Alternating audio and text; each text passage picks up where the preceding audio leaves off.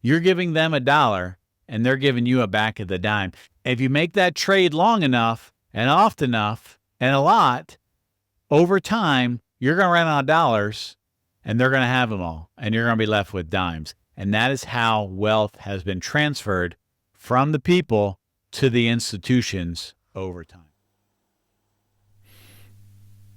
Hi, I'm Mike Potter, and I'd like to welcome you to the True Wealth Financial Show, a show dedicated to providing Christians with the information and inspiration to successfully navigate financial decisions, intentionally build wealth, and retire with confidence so that they can focus on the more important aspects of life. I appreciate you taking the time to tune in today. Please feel free to like, share, and subscribe so you don't miss any future episodes. Additionally, you can find more information on our website at www.truewealth.show. And now, let's get on to this week's episode. Hello, and welcome to another episode of the True Wealth Show. As always, I'm thankful that you've taken the time to tune in and watch and listen to this week's episode. Great job on continuing to invest in your financial future. Luke 19:24 says, "And he said unto them that stood by, Take from him the pound, and give it to him that hath 10 pounds. Robert Kiyosaki said, "The next great transfer of wealth will take place, not by conspiracy, but by ignorance." Today, I want to talk about the ultimate transfer of wealth, how it happened, how it continues to happen. And if you want to stick around to the end, I'll provide you a resource so you can figure out maybe the amount that you are potentially transferring as well. But first, a little history. The first bank in the United States was the National Bank. It was chartered for a term of 20 years by Congress in early 1791. In January of 1782, the first commercial bank, the Bank of North America, opened. So here's my question for you. Prior to 1782, essentially before that first commercial bank, who in America had the wealth? Well, the obvious answer is the people, the citizens. I mean, think about them. They owned their land, they owned their property, they owned their businesses, they owned their possessions, and they used money, currency, a lot of different forms of it because each state had their own, but a lot of different currencies as a medium of exchange. And essentially from that point until today, there has been a large transfer of wealth essentially from the people to the institutions. Let's go back in time to those late 1700s. And if you wanted to buy a piece of property, whether it be land or animal or cattle or machinery or something like that, what would you do? You would talk to the seller as a buyer, and you would talk to them and you negotiate a price. And you basically would transfer the money and give it to them. You just weigh it out, maybe have some witnesses, sign things, much like Jeremiah does when he buys the land from his uncle before the Israelites go off to Babylon. Basically the same thing. That's how they did it back in Abraham's time. That's how Jeremiah did it. And up until the late 1700s or so, that's how it took place. But what happens today if people want to buy machinery or land or a house? There's more involved. There's banks involved because they have to go borrow the money because people don't actually have any money because the wealth, the money has transferred from the people to the institutions. And here's what you have to understand about debt. Debt is a product that is sold by banks. So when you go buy a car and you get a car loan, you actually walk away with two different products. You walk away with the car that you bought, but you've also bought a car loan. If you're a student and you go finance your education, you're essentially getting two products. You're getting the education, the degree, the access to the institution, the classes, but you're also buying a student loan. Debt is all that banks sell, and they're very, very good at it. All through the month of June here, we're going to be talking, Lord willing, about debt. So then that leads us to the question, okay, how did this transfer actually happen? And it came through debt. What you need to understand about debt or any kind of loan, there's essentially three elements to it. There's the amount borrowed, the term under which we'll pay it back, either months or years, and the interest rate that's associated with paying interest on that borrowed money. If you ever gone to buy a car and you use a typical process of buying a car where you're going to finance it, think about it. What do? They say, well, how much can you afford? How much do you want your payment to be? And they get you to zone in on just that payment amount, which is really a calculation of those other three equations. And so when they get you to hone in on just the payment amount, they can manipulate any of those other three variables to make that payment to be whatever you want it to be. If you want your payment to be lower, they'll stretch out the time. If you're okay with a higher payment, maybe they'll just charge you more interest rate or low interest rate or less for the car or more for the car. They can manipulate all three of those variables to get to the payment of whatever you want. So it's a very dangerous idea. Hopefully you'll never do it. When you go to a car dealership, don't fixate on the payment, fixate on the price. How much are you actually paying for this vehicle? Because even if you get them to focus on one, they still have those other two variables to manipulate. And that's the thing, that most people, they don't really know how much they pay for stuff when you're paying payments. If you were to ask the average person that has a car loan how much they actually paid for the car, the price, the fees, the taxes, the tags, how much did you actually pay for that car? They probably don't know. But if you ask them what their payment is, they'll say, oh, $472 a month. Why do they know the payment but not the price? Because they got fixated on the payment instead of fixated on the price. So here's the thing. When you're talking about those three variables, price, term, and interest rate, of all of those three, it is really the interest rate that plays the largest role. And as you manipulate the interest rate, as an example, it has a dramatic effect on the actual balance. Let's look at an example to illustrate this. So to help illustrate the idea of how much interest rate plays a part of a loan, let's take the opposite perspective, because the way money grows and the way money costs is really the same thing. It's just what side of the equation you're on. One person's payments is another person's revenue. One person's depletion of wealth is another person's gain of wealth. So let's say, for example, you had $1,000. You had $1,000 and you went down to the bank and you put it in a savings account and you got 1%. You got a 1% interest rate. And you came back 20 years. So $1,000 for 20 years, you put in, you got 1%, you never touched anything, you never had anything. How much would you have? You came back 20 years, you'd have about $1,200, $1,220. Well, if we just change the interest rate, we still take $1,000 and we invest it in something and we leave it for 20 years, we never add anything to it. We come back, but the interest rate was 10%. That's all we changed in the equation. How much we'd have? In 20 years, we'd have about $6,700, $6,727. But what if we got not 1% and not 10%, but really 20%? And we came back, we put $1,000, we put it in an investment, we got 20% rate of return, we never add anything. 20 years, we came back, we took it out. How much would there be? There'd be $38,000 in there. Well, that's essentially what happens because those banks are paying you 1%. And they're loaning it back to you in the form of auto loans or credit cards at 10 or 20%. And you can see the column on the left, that's how much money you have after that 20 years. And the column on the right, the skyscraper on the right, that's how much they have. Because we traded dollars for dimes by being in debt. And all they did was essentially change the interest rate.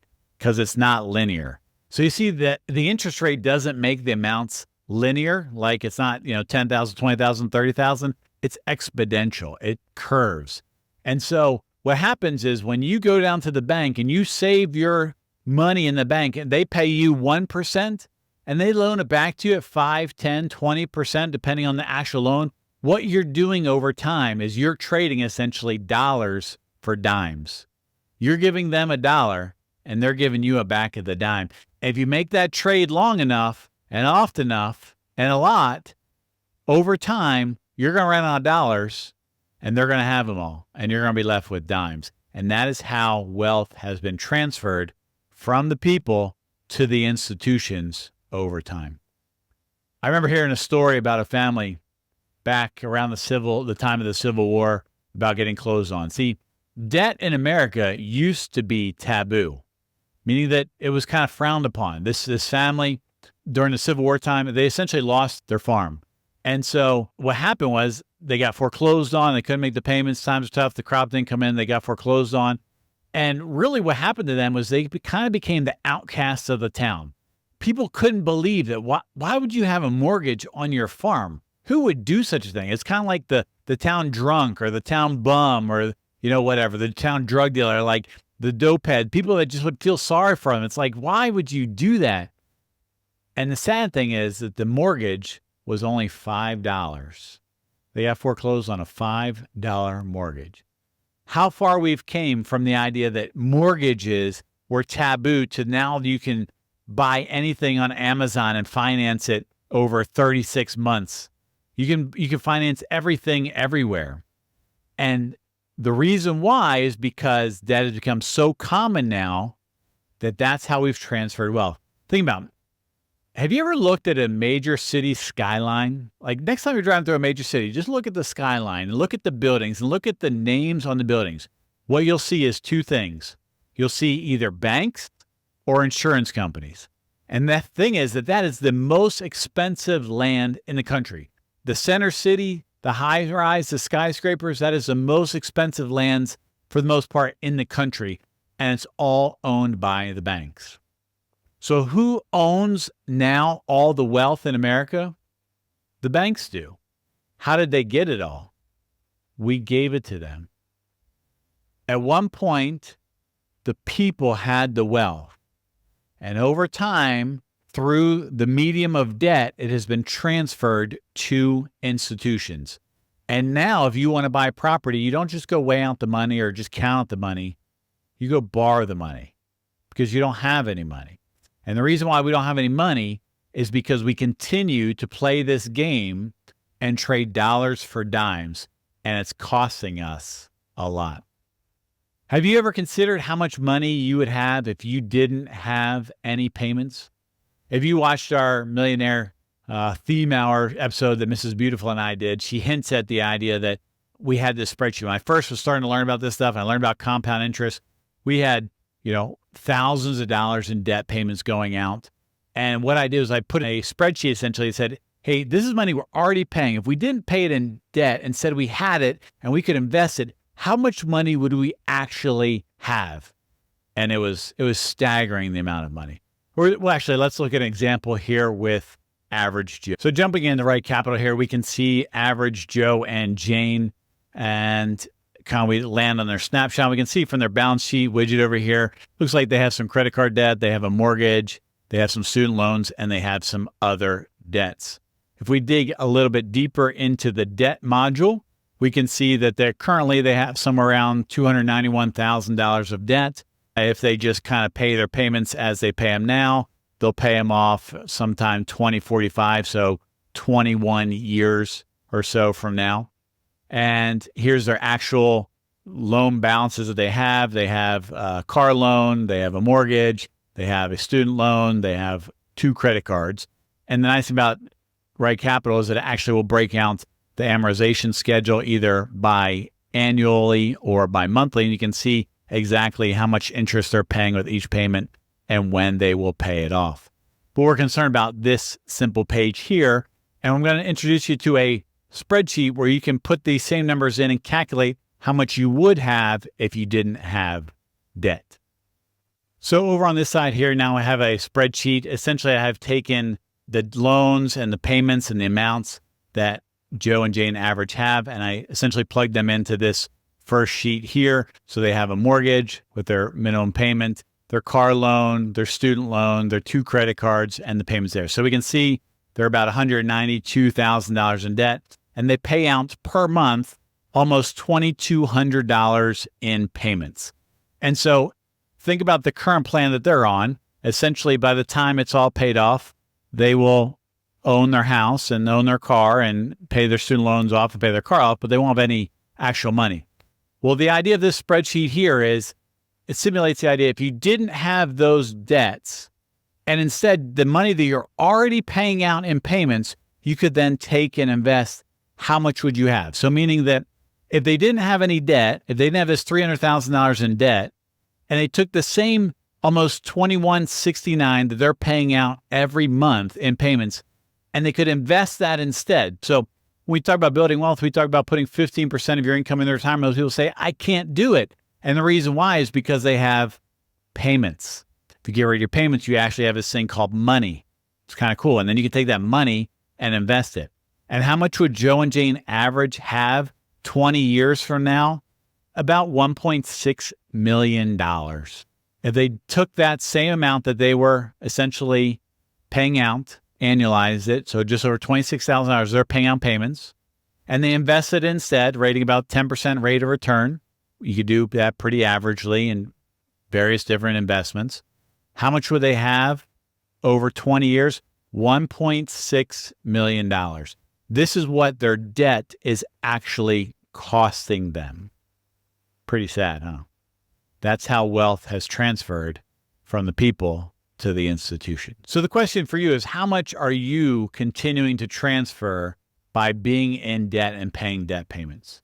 If you want, I'll give you a copy of this spreadsheet. You can get this essentially two ways. One, if you're on our mailing list, it'll come on that mailing list, or you can send an email to mike@truewealth.show. Put the word payments in the subject, just payments. You'll get an auto response with the link where you can get a copy of this spreadsheet as well.